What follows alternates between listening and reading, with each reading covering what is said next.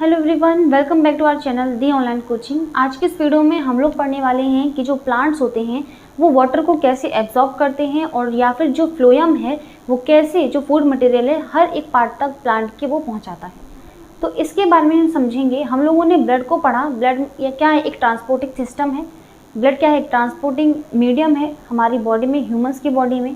अब हम ये तो हमने देख लिया कि जो ह्यूमन बॉडी होती है उसमें ट्रांसपोर्टेशन कैसे होता है, जिसमें ब्लड जो है वो क्या है, कनेक्टिव फ्लूइड टिश्यू है और वो क्या करता है, हर एक बॉडी तक ऑक्सीजन को पहुंचाता है। ऐसे अब हम लोग प्लांट्स में बात करते हैं कि प्लांट्स में ट्रांसपोर्टेशन कैसे होता है, यानी वाटर का और जो फूड है उसका ट्रांसपोर्टेशन कैसे होता है। चलिए स्टार्ट करते हैं, बात करते हैं आज के इस वीडियो में ट्रांसपोर्टेशन इन प्लांट्स, मतलब पौधों में परिवहन। क्या है इसका मतलब?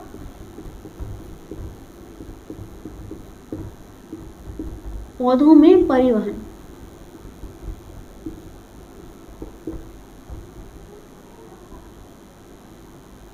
ठीक है, जो प्लांट्स हैं उनमें जाइलम के थ्रू और फ्लोएम के थ्रू कैसे वाटर और जो फूड है उसका ट्रांसपोर्टेशन होता है। क्लास 9th में आप लोगों ने जाइलम और फ्लोएम के बारे में पढ़ा होगा। ये क्या होती हैं, ये क्या करते हैं? कई तरह की मोटी मोटी वाहिकाएं होती हैं या फिर वाहिनियां होती हैं जो क्या करती हैं, वाटर को। जाइलम की बात करें तो जाइलम क्या करता है, वाटर जितना भी होता है या फिर मिनरल्स होते हैं उसे जड़ से लेकर के हर एक पार्ट तक प्लांट के पहुंचाता है। उसी दूसरी तरफ अगर फ्लोएम की बात करें तो फ्लोएम क्या करता है, जो भी खाना पौधा बनाता है उसे उस पार्ट से लेकर के हर एक पार्ट तक जहाँ भी संग्रहण का काम होता है वहाँ तक ही पहुँचाता है। समझ में आई बात? सबसे पहले हम बात करते हैं पौधों में परिवहन की। तो इसमें दो चीज़ें आपको याद रखनी है। पहला होता है जाइलम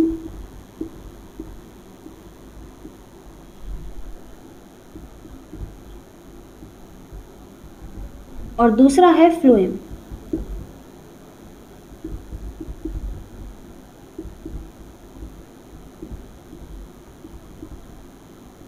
जाइलम और फ्लोएम। जाइलम क्या करता है, ये परिवहन करता है जल और खनिज लवणों का, ठीक है। और फ्लोएम है, ये ट्रांसपोर्टेशन करता है फूड यानी खाद्य पदार्थ का, यानी कि फूड का। ठीक है, समझ में आई बात? जाइलम क्या करता है, जल और खनिज लवणों का परिवहन करता है। ठीक है, यानी कि प्लांट को किसकी जरूरत होती है, वाटर की रिक्वायरमेंट होती है, उसकी जरूरत होती है वाटर और प्रकाश और जनरल ये मिनरल्स वगैरह होते हैं, इन सब की हेल्प से वो प्रकाश संश्लेषण की क्रिया द्वारा भोजन बनाता है।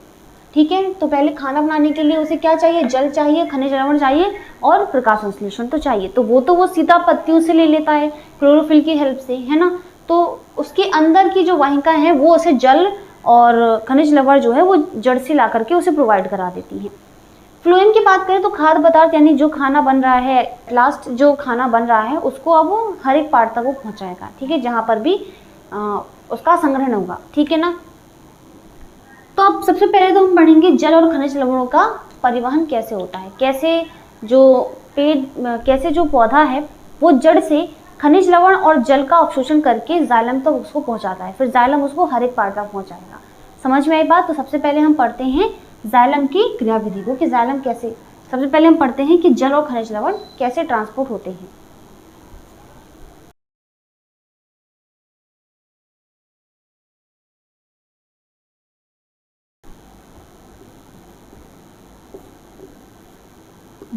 जल एवं खनिज लवणों का परिवहन। ठीक है, सबसे पहले हम पढ़ते हैं जल और खनिज लवणों का परिवहन, कैसे वो ट्रांसपोर्ट होते हैं। तो मैंने क्या बताया कि जड़ होती है और जड़ से ही हर एक चीज को एब्जॉर्ब किया जाता है। ठीक है ना। तो बना देते हैं। तो एक जड़ है, समझ लीजिए इस तरह से, मैं उसकी संरचना बना रही हूँ। मान लीजिए कोई प्लांट है इस तरह से,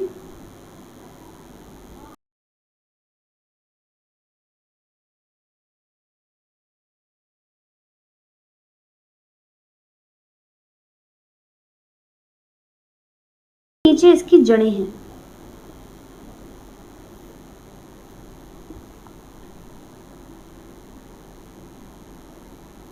ठीक है, ये इसकी क्या है, जड़ी है। एक मार्जिन हम खींच देते हैं तो ये जड़ वाला पार्ट है और ये ऊपर जो प्ररोह बोलते हैं जिसको हम लोग शूट वाला पार्ट है। ठीक है, तो ये हमारा रूट है और ये ऊपर हमारा शूट है। ठीक है ना। अब होता क्या है कि इसके नीचे जड़ें जो होती हैं ना वो पूरी ज़मीन में भूमि के अंदर बिल्कुल धस जाती हैं। ठीक है ना, पूरे नीचे ज़मीन से कनेक्टेड जो डायरेक्ट होता है प्लांट का सबसे पहला पार्ट, तो वो जड़ी होती है ना। तो जड़ी तो उससे कनेक्ट होती है। अब जड़ों में क्या होता है कि जड़ें जो हैं आगे जाकर के कई शाखाओं में बढ़ जाती हैं। वो शाखाएं क्या होती हैं, जिन्हें हम मूल रूम बोलते हैं। इस तरह से समझ लीजिए ये क्या है, मूल रूम है। पतले पतले धागे जैसी संरचना होती है मूल रूम पे आते हुए। ठीक है ना। तो जड़ों के बिल्कुल लास्ट पॉइंट पर क्या होते हैं, मूल रूम होते हैं। ठीक है, समझ में आई बात। अब ये मूल रूम ही क्या करेंगे, मुख्य भूमिका निभाते हैं, ये मूल रूम। ठीक है, जो कि वाटर को या फिर मिनरल्स को एब्जॉर्ब करेंगे। अब संरचना देखो यहाँ पे। अब ये नीचे वाला जो पार्ट है वो जड़ का है। ठीक है, ऊपर क्या है, वो उसके जड़ के ऊपर की जाइलम कोशिकाओं के बारे में भी हम पढ़ेंगे, जाइलम के बारे में। सबसे पहले जो जड़ होती है, देखो नीचे भूमि के नीचे जो जल है वो ऐसा तो है नहीं कि डायरेक्टली देखो वाटर वाले प्लांट्स की अगर बात करें तो वो तो सीधा जल से कनेक्टेड होते हैं, वाटर से कनेक्ट होंगे तो वो आसानी से वाटर को एब्जॉर्ब कर सकते हैं। लेकिन ज़मीन की या फिर भूमि की बात करें तो वहाँ पर जो वाटर है वो ऐसा नहीं है कि जितना वाटर आसानी से एब्जॉर्ब हो जाता है। ठीक है, जो मिट्टी होते हैं यानी कि जो धूल या मिट्टी कण होते हैं, जो भी सॉइल होती है, सॉइल के या फिर बड़े बड़े जो कण होते हैं, जो मिट्टी या पत्थर के कण होते हैं, उनके बीच में जो वाटर मॉलिक्यूल्स है वो पाए जाते हैं। यानी कि मिट्टी या फिर जो बजरी हम जिसे बोल सकते हैं उसके बीच में वाटर के मॉलिक्यूल्स होते हैं। और ये हमारे जो मूल रूम होते हैं वो क्या करेंगे, उन्हें या रूट हेयर्स, मूल रूम या फिर जिन्हें रूट हेयर्स भी बोलते हैं, ये उस मिट्टी के कणों से, उनके कणों के बीच बीच में से ही वाटर को एब्जॉर्ब करते हैं। यही संरचना हमें बनानी है। नीचे समझ लीजिए कि काफ़ी मिट्टी के क्या है, कण हैं। इस तरह से ये मिट्टी के कण हैं। ओके, अब यहाँ ऊपर बाकी चीज़ें हम बनाते हैं। एक सेल स्ट्रक्चर बना लेते हैं सारी। ठीक है,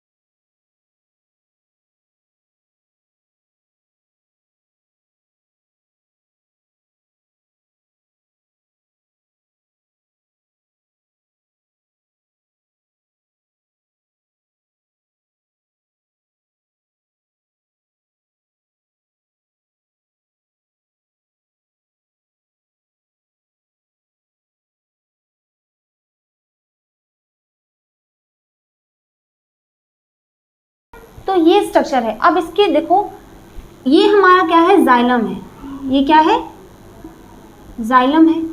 ओके, ये हमारी अंतःत्वचा है, अंतःत्वचा। ठीक है, ये हमारा कॉर्टेक्स है, ये हमारा कॉर्टेक्स यानी वल्कुट है। ठीक है, वल्कुट है। बात समझ में आई। और अब यहाँ पर देखो तो ये हमारे मिट्टी के कण हैं। ठीक है, मिट्टी या धूल कण। तो भूमि के नीचे मिट्टी तो होगी, मिट्टी के कण हैं। ठीक है, और ये जो पॉइंट पॉइंट आपको दिख रहा है ये क्या है, केशिका जल है, केशिका जल है। ठीक है, और ये क्या है, मूल रूम है। एक ये और एक ये। ठीक है, ये क्या है, मूल रूम, मूल रोम है। बात समझ में आई। समझने की कोशिश कीजिएगा। अब मेरी बात ध्यान से समझना। ये संरचना है भूमि के अंदर की। ठीक है ना। होता क्या है, मैंने आपको बताया कि जमीन के अंदर जो धूल मिट्टी के कण होते हैं उनके बीच में जो जल उपस्थित होता है उसी को एब्जॉर्ब किया जाता है। किसके थ्रू, मूल रूम यानी कि रूट हेड्स के थ्रू। अब रूट हेड्स क्या करते हैं, जमीन के अंदर जाकर के उन कणों के बीच में से जो वाटर मॉलिक्यूल्स हैं, ये देखो वाटर मॉलिक्यूल्स जो आपको दिख रहा है, ये पॉइंट पॉइंट, ये इन वाटर मॉलिक्यूल्स को क्या करते हैं, एब्जॉर्ब करते हैं। ठीक है, अपने मूल रूमों के थ्रू। अब एब्जॉर्ब कैसे करते हैं, क्लास 9 में विसरण और परासरण दोनों के बारे में आपने पढ़ा होगा, अगर नहीं पढ़ा है तो मैं बताती हूँ। विसरण और दूसरा होता है परासरण। विसरण जिसमें गैस मॉलिक्यूल्स अपनी उच्च सांद्रता से निम्न सांद्रता की ओर गमन करते हैं। उसी तरफ दूसरी ओर परासरण या फिर जैसे ऑस्मोसिस बोलते हैं, इसमें जल यानी कि वाटर मॉलिक्यूल्स अपनी उच्च सांद्रता से निम्न सांद्रता की ओर गमन करते हैं। समझ में आई बात? तो ये होता है विसरण और ये होता है परासरण। अभी हम वाटर को पढ़ रहे हैं तो हमें इन दोनों में से किसकी जरूरत है? परासरण को पढ़ने की, यानी कि ऑस्मोसिस को पढ़ने की। ऑस्मोसिस कहता है कि जहां जल की मात्रा कम है और जहां जल की मात्रा ज्यादा है तो जल हमेशा ज्यादा से लेकर कम की ओर जाएगा, ठीक है ना। तो यहाँ पर भी वही होता है, नीचे जमीन में वाटर जो है वो काफी हाई था, उसकी मात्रा अधिक थी, लेकिन मूल रोमों में जल की मात्रा क्या थी? कम थी। तो वो जल क्या करेगा? मिट्टी के कणों से या भूमि से कहाँ जाएगा? मूल रोमों में अंदर जाएगा, ठीक है। तो मूल रोम में चला जाएगा क्या? वाटर। तो ये वाटर क्या है? परासरण विधि द्वारा किसमें चला जाता है? मूल रोम में चला जाता है। समझ में आई बात? ठीक है। अब दूसरी चीज, हम ये सोचते हैं कि ये जो वाटर है, वाटर ऊपर से खिंचता कैसे है? ठीक है, अब ये वाटर यहाँ है, यहाँ से उसे यहाँ जाना है, तो कैसे खिंचेगा? क्या कोई मैकेनिज्म होता है? क्या कोई कार्य या ऊर्जा लगती है उन्हें? वो ऊर्जा तो खर्च होगी। किसी जल के अणु को नीचे से लेकर ऊपर की ओर खींचना है तो ऊर्जा तो आवश्यक है, ठीक है। तो यहाँ पर वाटर मॉलिक्यूल्स हैं, ये क्या करते हैं?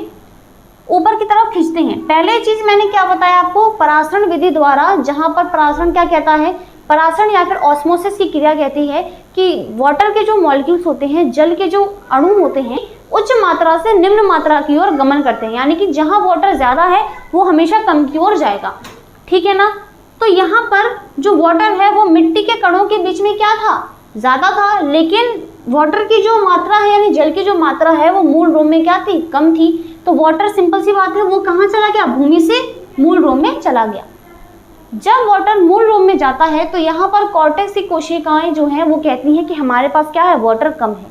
अगर मूल रोम में वाटर आ गया तो अब कॉर्टेक्स के पास क्या हो जाती है? वाटर की कमी हो जाती है, यानी कि कॉर्टेक्स के पास वाटर क्या है? कम है, और मूल रोम में वाटर क्या है? ज्यादा है। तो वही नियम लगेगा परासरण। सारी चीजें क्या है? परासरण पर ही डिपेंड है। तो परासरण की विधि क्या कहती है कि वाटर ज्यादा से कम की ओर जाएगा। तो अब वाटर कहाँ जाता है? मूल रोम से वल्कुट यानी कि कॉर्टेक्स के पास जाता है। तो कॉर्टेक्स सेल से ये कहाँ चला गया? ये तो अब वो मूल रोम यानी रूट हेड से कहाँ चला गया? कॉर्टेक्स की कोशिकाओं में चला गया, ठीक है ना। अब देखो, कॉर्टेक्स की किसी एक कोशिका में अगर वाटर जाएगा, ठीक है, तो उसकी फिर से वही चीज की जो बगल वाली जो कोशिका है वो पिचक जाएगी, और जो कोशिका जिसमें जल आ चुका है वो फूल जाएगी। तो बगल वाली कोशिका पिचक गई है तो उसे वाटर दे दिया जाएगा फिर से। तो अब ये कोशिकाएं क्या, अब ये जो जल है वो बगल वाली कोशिका में चला जाएगा, तो और ऊपर चला जाएगा। ऐसे ये जो वाटर है वो क्या करता है? एक के बाद एक ऐसे कोशिकाओं में जाता है। तो पहली कोशिका में अगर वो गया कि कोई वाटर जो है वो जल गया तो वो कोशिका भूल जाएगी, उसके बाद तो जल की मात्रा आ गई। लेकिन उसके बगल वाली जो कोशिका है वो क्या है? वो तो पिचकी रहे, उसके पास तो जल की कमी है। तो वही चीज परासरण क्या करता है? ज्यादा से कम की ओर वाटर को भेजेगा। तो वाटर कहाँ है? वो पहली कोशिका से कहाँ चला जाएगा? दूसरी कोशिका में, फिर दूसरी से तीसरी कोशिका में। और जो पीछे की सेल्स है उनके पास अगर वाटर कम है तो फिर से भूमि से वो क्या करेंगे? वाटर को खींचेंगे। तो ऐसे वाटर जो है एक से दूसरी कोशिका में, दूसरी से तीसरी, तीसरी से चौथी, ऐसे कर करके ऊपर कहाँ तक जाएंगे? ये जाइलम तक, ठीक है। तो ये वाटर जो है पूरा कहाँ चला जाता है? ये ऐसे खिंच करके डाला जाता है यहाँ जाइलम की कोशिकाओं के पास। अब ये जाइलम क्या होती है? वाहिकाएं होती हैं, बहुत बड़ी वेसल्स होती हैं, वाहिकाएं होती हैं। तो ये क्या करेंगे फिर? अब इसी तरीके से जो जाइलम कोशिकाएं या फिर जाइलम वाहिकाएं होती हैं तो वो क्या करेंगे? वाटर को हर एक पार्ट तक प्लांट के पहुंचाएंगे। ये होता है प्रोसेस पूरा, ठीक है ना। समझ में आई बात? तो बस सिंपल सा आपको इतना याद रखना है कि एग्जाम में वो आपसे पूछेगा कि प्लांट्स में जाइलम, या फिर वो पूछेगा कि पौधों में जल का परिवहन है वो कौन करवाता है और कैसे होता है, या फिर वो पूछेगा, देखो सेम चीज है, जल भी इसी तरीके से जाता है, वो वाटर मिनरल्स भी ऐसे ही जाते हैं। समझ में आई बात? ठीक है ना। तो कोई चीज लिखने की जरूरत नहीं है, बस आपको ध्यान में रखना है कि यही प्रोसेस होता है पूरा, कि मूल रोम यही प्रोसेस होता है कि मिट्टी के बीच में, जमीन की मिट्टी के बीच में, ठीक है, पौधा हम किस में लगाते हैं, मिट्टी में लगाते हैं और उसको डेली पानी देते रहते हैं। तो मिट्टी के अंदर तो पानी जाता नहीं है, मिट्टी के बीच बीच में जो खाली जगह होगी वहां पर पानी जो है वो बैठ जाता है। तो इसी तरीके से तो जो मूल रोम होते हैं, यानी जड़ के जो मूल रोम होते हैं या रूट हेयर्स होते हैं, क्योंकि वो क्या है, जड़ की शाखाएं हैं, बहुत पतले पतले धागे जैसी होती हैं। तो ये क्या करेंगे, मूल रोम, तो ये मूल रोम क्या करेंगे, उस मिट्टी के बीच बीच में जो वाटर मॉलिक्यूल्स होंगे, जो जल के अणु होंगे, उन्हें खींचेंगे। मूल रोम में जो वाटर आएगा, फिर उसके पीछे वाली सेल पिचकी रहेगी तो उसको वो वाटर दे देगा, और खुद पिचक गया तो दोबारा से वाटर को खींच लेगा। ऐसे एक के बाद एक ऐसे सेल से लेकर के वाटर जाता जाता है ऊपर की ओर और जाइलम के पास पहुंच जाता है। ठीक है, ये प्रोसेस होता है पूरा, इसको नोट करो। अब हम लोग पढ़ते हैं फ्लोएम के बारे में। तो फ्लोएम क्या करता है, ठीक है, इसको रफ कर देते हैं।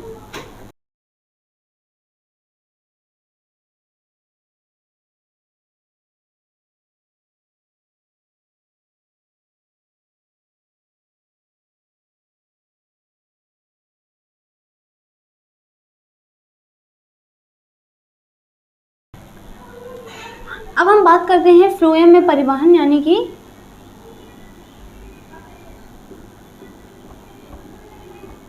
खाद्य पदार्थों का परिवहन। अब ये खाद्य पदार्थों का जो परिवहन है ये कौन करता है, ये करता है हमारा फ्लोएम।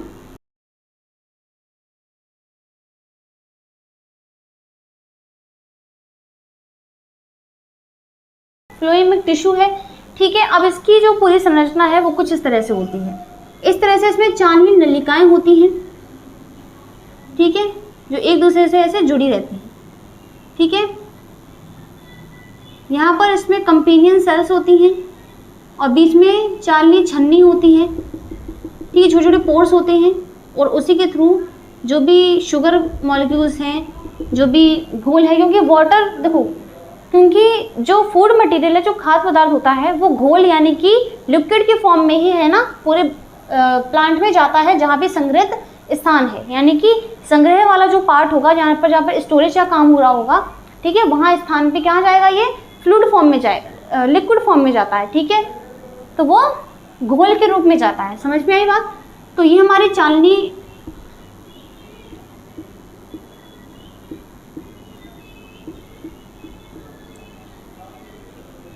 यहाँ पर हमारे क्या होते हैं, फ्लोएम पैरेन्काइमा होते हैं जो कि स्ट्रेंथ प्रोवाइड करते हैं। समझ में आई बात।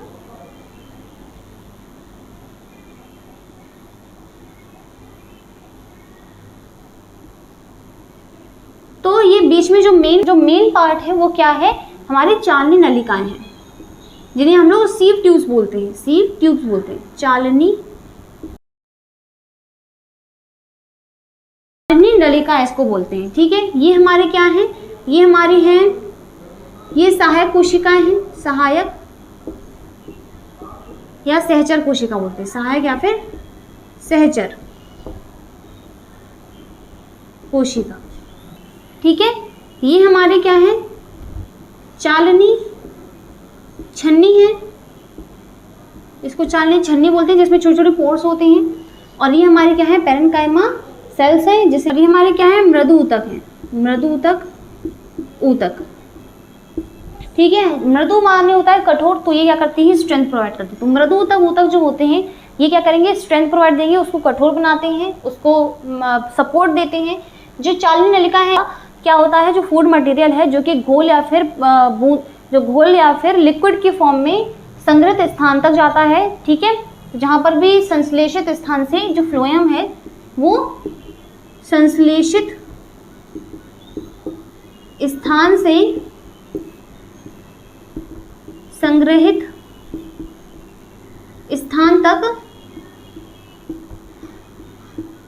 जो फूड है उसे घोल के रूप में लेकर जाता है, ठीक है ना। जो संश्लेषित स्थान है वो हमारा होता है पत्ती या फिर लीव्स, पत्तियां, ठीक है। यहाँ पर क्या बनता है, भोजन बनता है। और संग्रहित स्थान जो है वो हमारा कुछ भी हो सकता है, कहीं पर भी जहाँ भी संग्रहित का काम हो रहा है, तो ये हमारा प्ररूह का भी पार्ट हो सकता है और मूल का भी, मूल यानी कि जड़ का भी पार्ट हो सकता है, ठीक है। तो कुछ ऐसी जैसे आलू हो गया, शलगम हो गया, तो ये सब चीज़ें क्या है, जड़ वाली पार्ट है ना, जड़ में लगते हैं और ज़मीन के अंदर लगते हैं। और प्रणु यानी कि ऊपर के आम, सेब, केला, अंगूर, ये सब चीज़ें वो क्या होती है, पेड़ के या फिर पौधे के ऊपर लगते हैं, ठीक है। तो जो संश्लेषित स्थान है यानी पत्तियों से जो भी खाना बनेगा उसको संग्रहित स्थान तक पहुंचाएगा। और ये जो फूड होता है ये किसकी फॉर्म में होता है, ये या तो ग्लूकोज या फिर स्टार्च यानी कि मंड के रूप में होगा, स्टार्च की फॉर्म में होगा, ठीक है। तो मंड स्टार्च होगा। तो हम जानते हैं कि प्लांट क्या करते हैं, ज़रूरत से ज़्यादा जो भोजन होगा उसको ही वो संग्रहित के लिए देते हैं, है ना। और कुछ फूड क्या करेंगे, वो अपने काम के लिए, अपनी वृद्धि के लिए वो उसको यूज़ करेंगे और संग्रहित कर देते हैं। बाकी जो भी फूड बचता है उसको संग्रहित कर देते हैं। वो बात समझ में आई, जिसका यूज़ हम करते हैं, जिसका प्रयोग हम करते हैं, ठीक है। तो समझ में आया, ये है फ्लोएम के बारे में। तो जाइलम और फ्लोएम यानी कि प्लांट्स में ट्रांसपोर्टेशन कैसे होता है, इसके बारे में आज की इस वीडियो में मैंने आपको बताया। नेक्स्ट वीडियो में मैं आप लोग को पढ़ाऊंगी उत्सर्जी तंत्र के बारे में यानी एक्सक्रीटरी सिस्टम के बारे में, और एक्सक्रीटरी सिस्टम जो कि लास्ट टॉपिक होगा इस चैप्टर का। और फिर हम लोग चैप्टर नंबर 2 स्टार्ट करेंगे, ठीक है। उम्मीद है कि आप लोगों को ये लेक्चर समझ में आया होगा। मिलते हैं अगली वीडियो में अगले लेक्चर के साथ, तब तक के लिए बाय बाय।